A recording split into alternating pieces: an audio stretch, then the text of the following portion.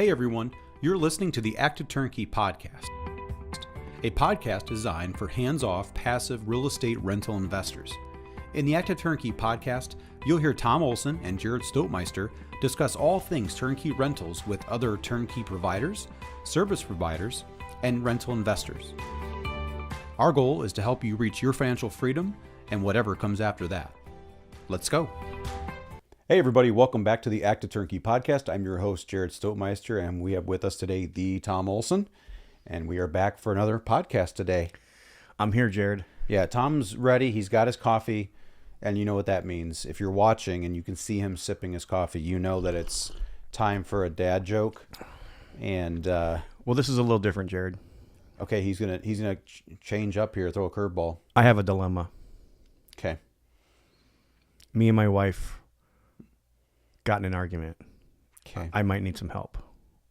So I know this podcast has turned into a little bit of a, Sure.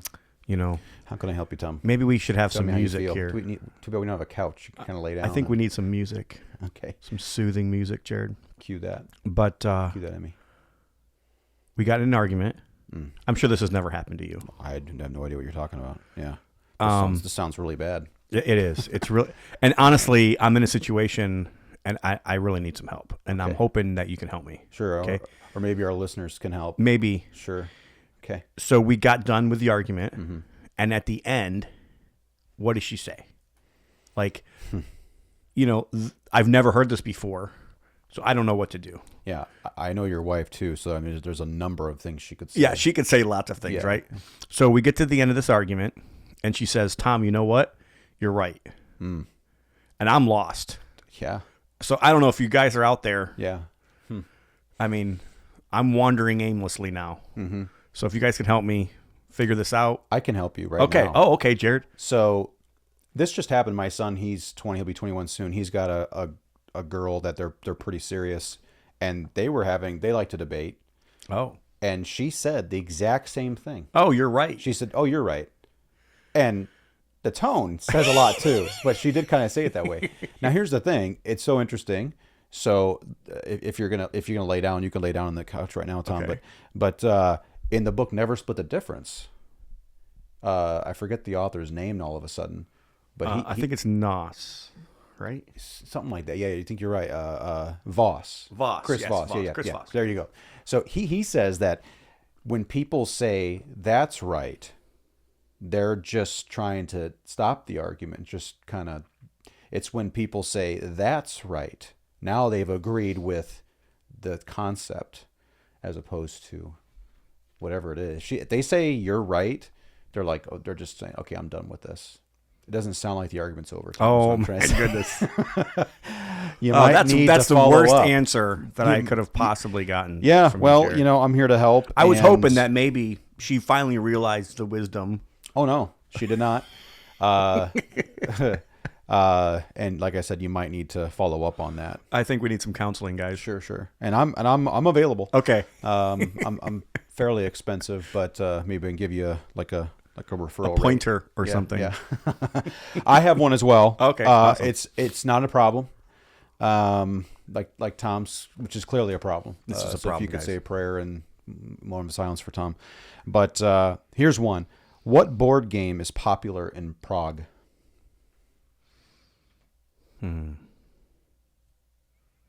What board game is popular in Prague?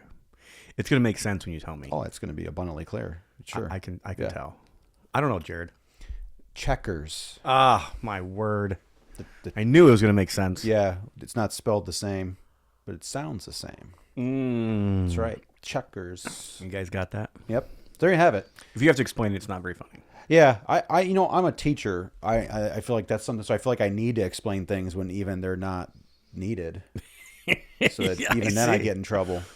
So and that's when people tell me you're right, I fall into that trap with my kids sometimes Yeah. too, I think. You and know? they say you're right, Dad. You want to explain things to your kids. Yeah. And your kids are like, I get it, Dad. Yeah, because kids know it all. Yeah. I used to know it all too when I was 18. Yeah, Man, I wish I was 18 again. I knew it all. yeah. And then Like I a country turned, song. Then I was like in the 20s, and it was like, huh. And then 30s, and I feel like start to know less. And you get in your 40s, and you realize you don't know nothing. It's true. Very little, if anything. There's a country song, I wish I didn't know now what I didn't know then. Oh, yeah, something like that. It all makes sense now.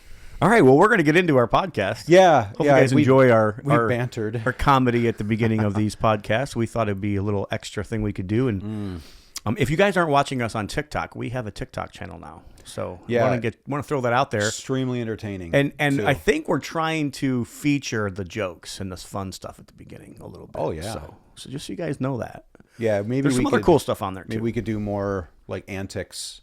Yeah. But we're growing. Little baby steps. Baby bit steps. Of time. Yep. So thank you for your help. I mean, we're just trying to get 1 million viewers at a time. That's it. That's all. That's all we need. Come on. It's not that big of a deal. Just nope. I mean, come on. Baby steps. Exactly. That's what we're calling baby steps. 1 million. I got it. Okay. 1 million. So we're here, and we started a series recently on what we call like active turnkey mythbusters. Mm-hmm. Okay, so these are things that people have these preconceptions going into doing BRRRR deals, or what we call active turnkey. And we've done a few of them that active turnkey is easy. Active turnkey is easy, and anyone can do it, which in theory is true, but yeah, it's kind of true. Yeah. I mean, yeah. If you think about it, active turnkey is basically BRRRR. And if you don't know what BRRRR is, it's buy, rehab, rent, refinance, repeat. And active turnkey is really just, for the new listener, if this is your first podcast that you're listening to. This is the definition from Tom. Here you go. If you're new, it's basically doing BRRRR with a provider, somebody else that's doing the work for you, really. And that's the service that we provide, which in my opinion, the longer and longer I do this, Jared, the more and more I realize how much value that we are actually bringing. Definitely. Well, and now if it really is the difference between active turnkey and BRRRR, because a lot of times I do tell investors, it's the same thing, active turnkey is BRRRR, but it's really not. You're right. When there's a provider involved, it definitely alleviates a lot of the issues. Yeah.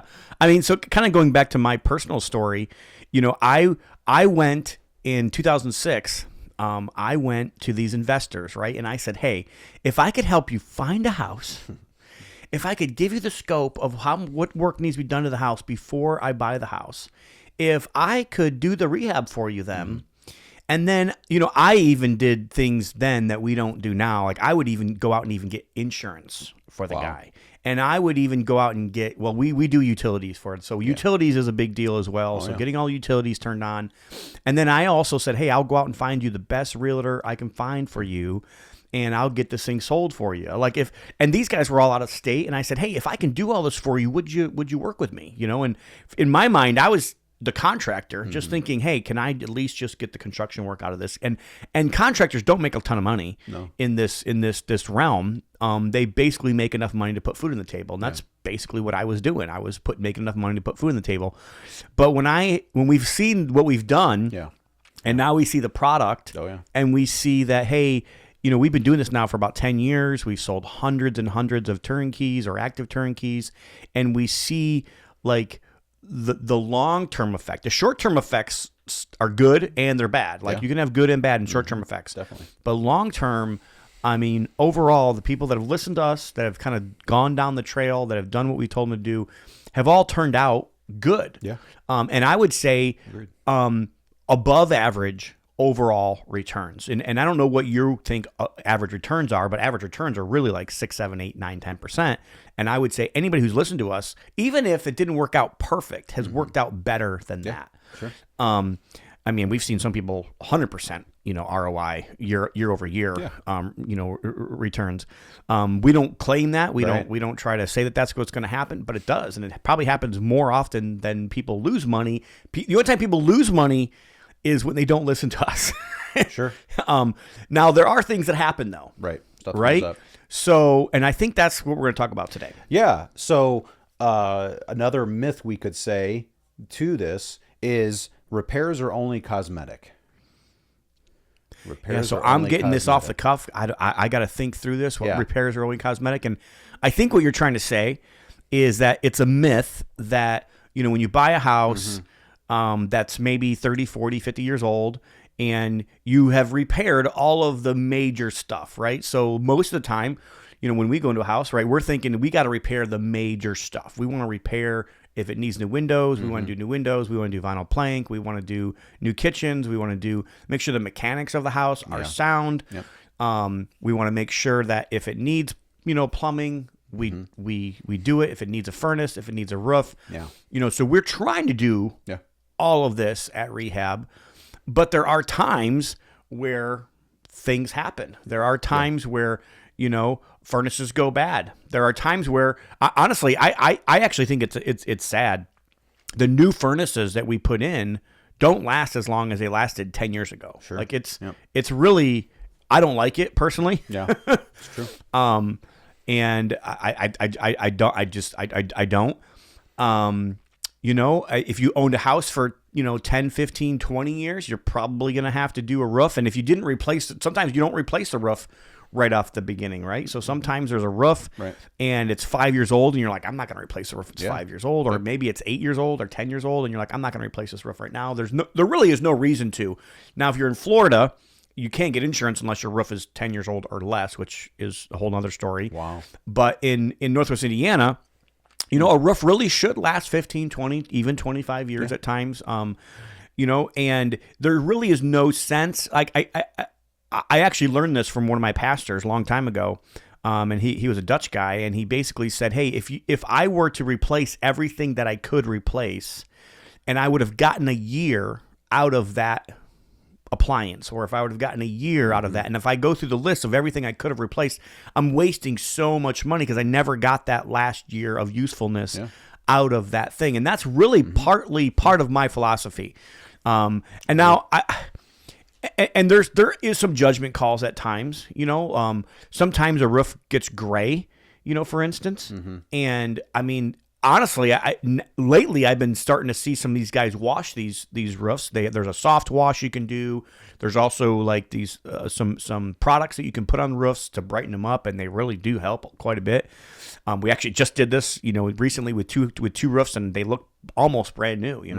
The one roof is probably 10 years old, and it looks pretty much brand new. It's got a little bit of a granular. The granulars are kind of starting to wear a little bit, but I mean, it's going to last for another 5-10 years. And so I think as an investor, that's how I look at things. And I think that's how most investors should look at things, right? If I'm going to get another year out of my furnace, there really isn't a need to replace it today. If I can get another, 2, 3, 5 years out of a roof, I want to keep what's there, right? Yeah. So I guess that's probably what you're trying to say, Jared. And there's probably some other things as well that have come up that. Yeah, well, first of all, there is such a thing as a cosmetic rehab. It does exist. Oh yeah. But it's not near at the rate that you may assume it is. To piggyback on what you're saying too, I think that is the difference between buying turnkey and buying a BRRRR type deal. In BRRRR, you are trying to force the appreciation. So typically speaking, the more that needs to be done, the better off it is for you to create that spread and to justify what you've done. So one of the issues with this case is, the repairs are cosmetic. I can do these 3 items and then get like what, $20,000 change or a $30,000-$40,000 change in valuation. The appraiser is going to be like, okay, well, you only did these 3 items. That's not justifying value. Like, okay, you just painted. Okay, so that's one example of that. But with turnkey, you're buying at market value. So I think at that point you might want to expect your mechanics to be updated because I'm paying. But if I'm a BRRRR investor, I do this personally. I do BRRRR. So I do look at that. Okay, that roof's 5 years old. That's an area I can save money and not replace, and I can focus money, or maybe I can pay a little bit more or on my offer, or maybe I can take some of that rehab money and reallocate that to somewhere else. So kind of what you're saying. So I think there's a difference between the turnkey investor, someone who's buying at market value, and what they would expect as opposed to the BRRRR investor. Sure. I mean, and we've seen this quite a bit, especially when people buy from other people. And there are times where we have sold what we would call turnkey, but it's not. And we'll be honest about it and up front, and we'll say this is not our turnkey standard. This house has not been rehabbed, and we'll send it out like that. Normally, those cash flow a whole lot better. Oh yeah. When you get them, because they might already be rented, but we haven't put our touches on it. We haven't gone through and we haven't, checked everything out. We don't, a lot of times we bought them rented ourselves, and we have just cash flowed them for a certain period of time. And we said, okay, we were going to turnkey this, or we were going to sell this, but the tenant that's there seems to be a good tenant, and there's no reason to kick them out. Yeah. But it's time for us to move on this property with our private lender or whatever the case is. So there are different levels of turnkey, but active turnkey especially. We are wanting to look at everything, really, like. And I mean, you want to catch as much as you possibly can. Sure. Are you going to catch 100% of the items? Never. Like, and I want you to understand this too. Like, you have to compare this. You have to compare this to your own house. You really do.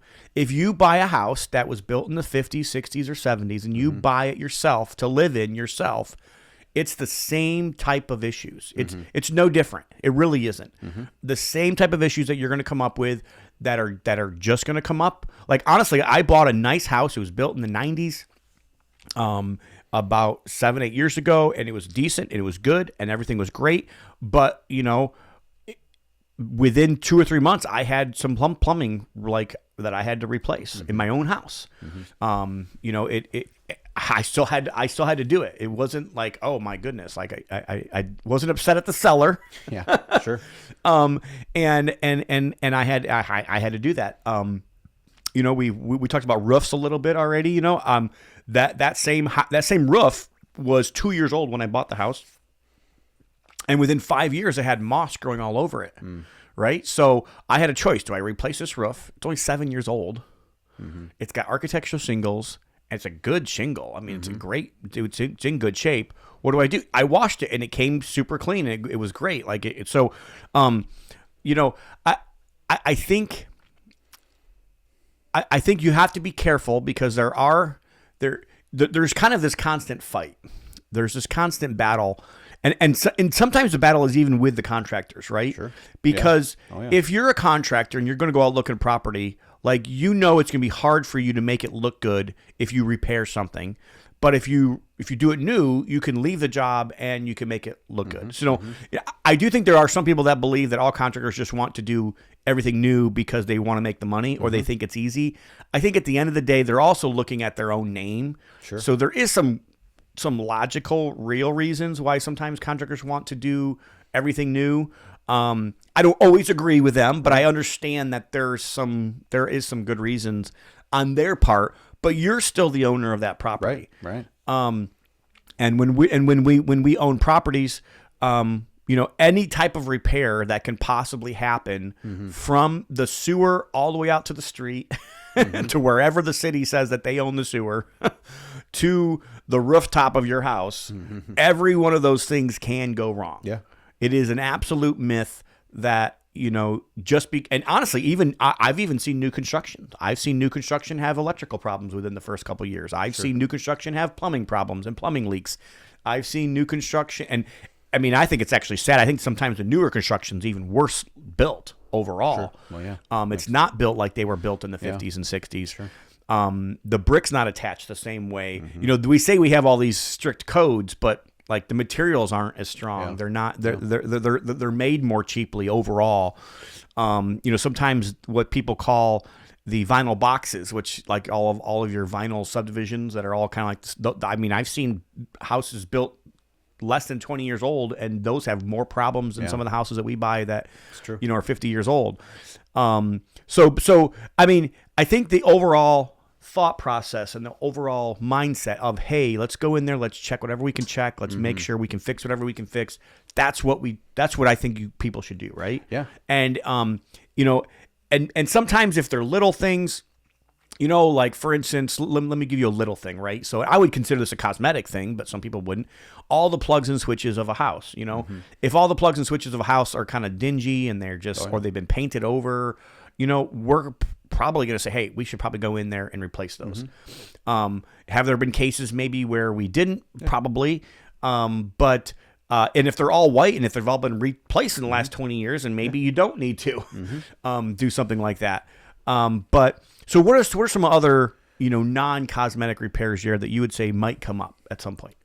Well, I mean, in your situation with the description you're saying, so like for me as an owner, if I have already finished, like say I buy a house cash, it's distressed, I'm trying to force appreciation, I do it all and I refinance it. I am trying to catch everything because I know that typically if I put $1 into it, it's going to help me for the most part come appraisal. I mean, you can justify a lot of that. It's in the scope, but after the appraisal is done, I change my perspective. I don't want to spend money I don't have to spend. And so so in this scenario we had earlier, let's say I have a furnace that's 15 years old, and then I feel like it's got some life on it. It's newer. It looks pretty good. It's running fine. Let's keep it. But then a year later, the tenant's in there for a year, and then they say there's a furnace issue. Well, in that scenario, I'm going to tell that HVAC tech, hey, I want you to repair it, okay? Because a lot of times we've seen guys who come in there, it's a 15-year-old furnace, they're like, oh, it's bad. This is, you need to replace it. I'm like, well, I really want to know what you can do to fix it. Can you fix it? Is it fixable? Because I don't want to spend that money after that. It's a little more. I can't pull that money back out after refinance. So that's I think the other thing too is the contractors that we hire. So the contractors that you hire, I think, and this is kind of just this is just education information for anybody really that does any kind of rehab, that does any kind of rentals or whatever. You have to know your contractor to a certain degree, because there are some contractors that know how to repair, and some contractors that the only thing that they know how to do is replace and do new. Yep. So just know that I want to throw that out there because Definitely. it is a real valid point.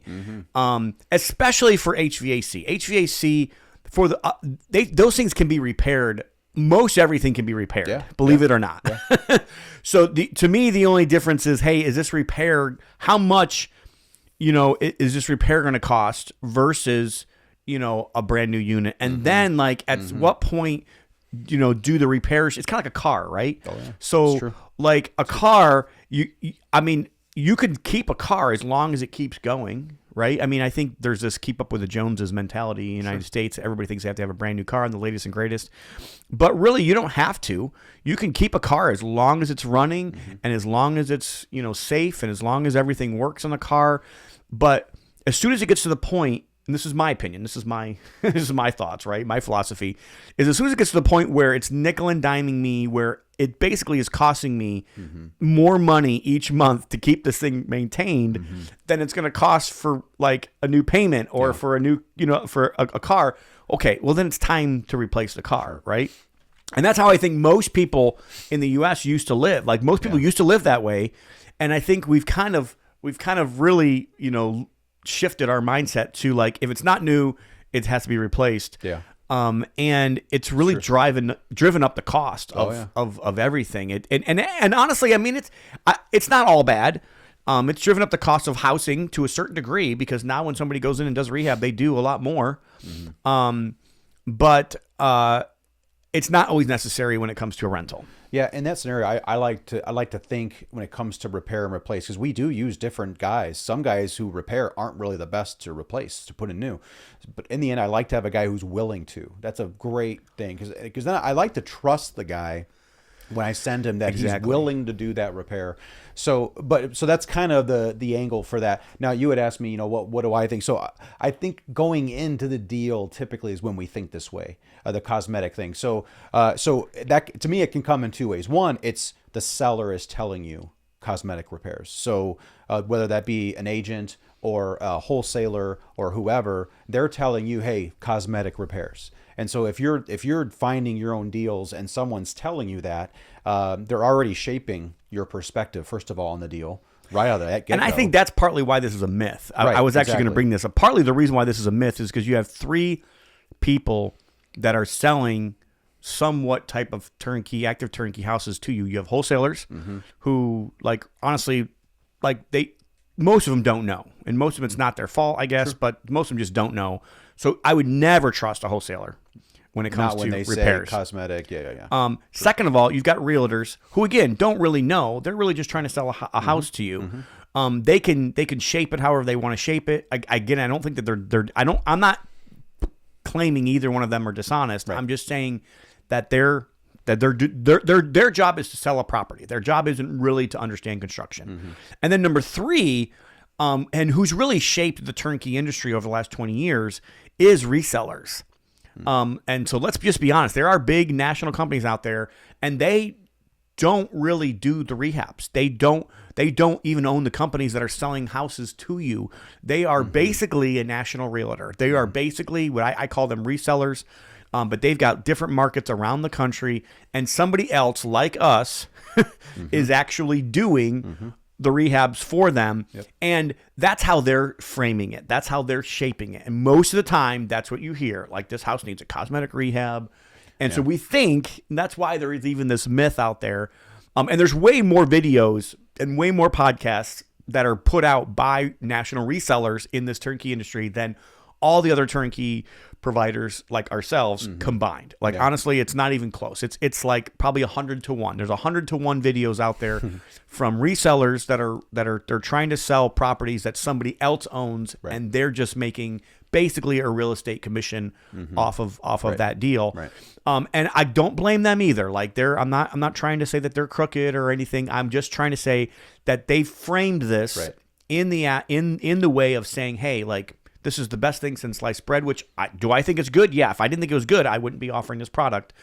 But so that's why people even think, hey, this is a cosmetic rehab. But cosmetic to us, like, could mean something different than it is to somebody else. You know, for us, cosmetic is really anything in the whole house other than structural, framing, adding square footage, addition. I mean, really, a roof is a cosmetic repair. I mean, really, takes a day. Windows really are kind of a cosmetic repair. A kitchen, a bathroom, lights, fixtures, flooring, carpet, paint, trim, doors.